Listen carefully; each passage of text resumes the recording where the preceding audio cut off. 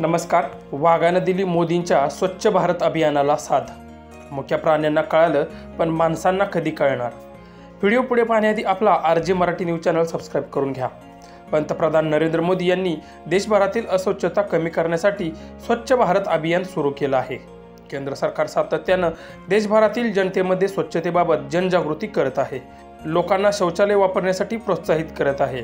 दूषित पाणी नद्यांमध्ये न सोडण्याचं आवाहन करत आहे. मात्र तरी देखील काही लोक जागोजागी कचरा टाकणं, शौचालयाचा वापर न करणं हे चालूच आहे.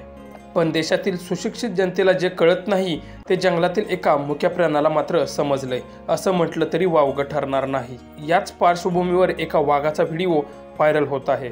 हा वाघ चक्क तलावातलं प्लास्टिक बाहेर काढताना दिसतोय. या वाघाकडे असलेला समजूतदारपणा पाहून खरंच तुम्ही देखील अवाक व्हाल. जंगली प्राणी माणसांपेक्षा जास्त बुद्धिमान नाहीत, पण ते अधिक समजूतदार आहेत असं नक्कीच म्हणता येईल. आता या वाघालाच पहा.